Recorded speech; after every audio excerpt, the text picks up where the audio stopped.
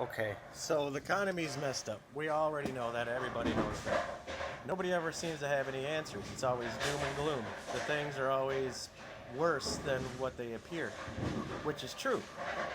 The economy is in a spot right now in a worse area than it's ever been. We've never printed more money in the history of the United States than we do right now. Printing money doesn't help anything. All printing money does is takes down the value of the dollar. Right now, the value of the American dollar is less than zero.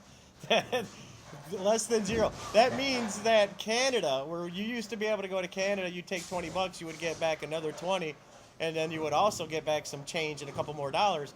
Now you go to Canada with a 20, and they don't want it. They're like, well, no, your money ain't, it's worthless here. And the reason for that is because when you keep printing money, there's more money out there.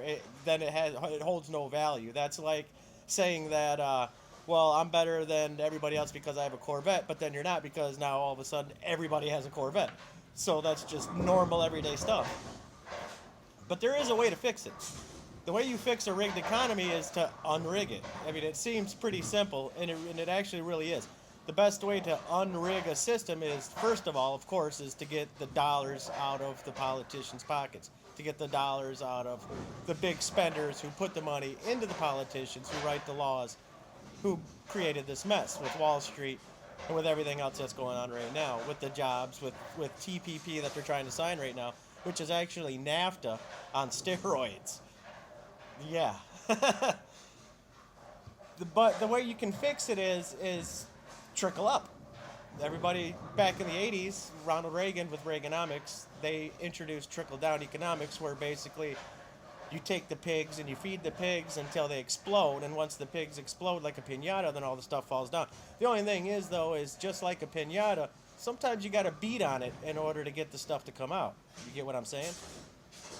The only way to do that is to create more jobs. If you create more jobs in the job sector, if you rebuild the roads, you rebuild the streets, the bridges, the infrastructure, you rebuild the schools, you rebuild all government buildings, you rebuild the sidewalks, you cut lawns, pick up trash, you're putting people to work.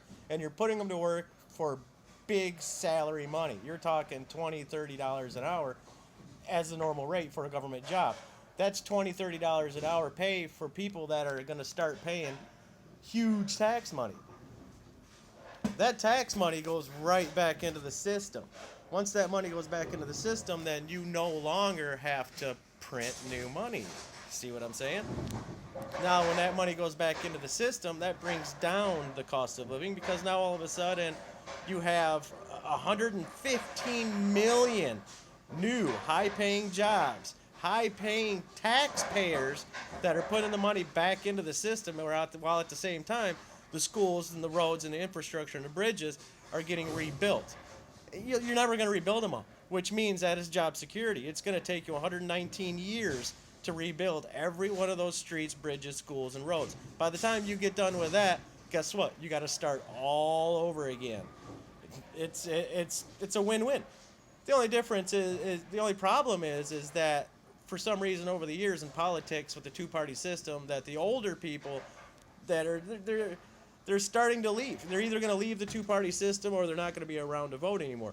And they had these people fooled into believing that they had their best interest in mind. When they took their money from Social Security for wars, when they took their money out of Medicare and told them that now they have to pay for Obamacare, you have to pay for your own insurance. I've been paying insurance. You're going to make me pay for college. Well, that comes out of your G5 account. That's the government equivalency of paying for your tuition. You are already paying for free school. Yes. And then they charge you for it. It's a big scam. It's a racket. Same with the insurance companies, but I'll get to that on another day. Right now, we need to fix the economy. If you fix the economy, you fix everything else.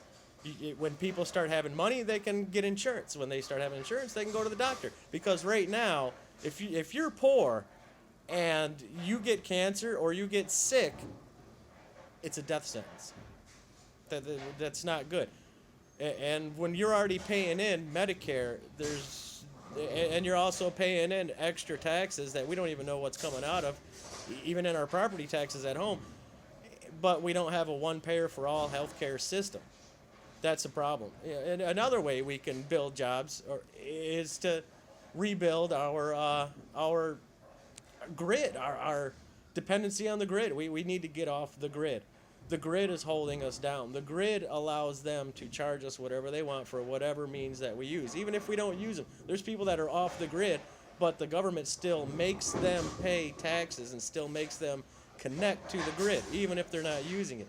There's people that get fined for keeping rainwater.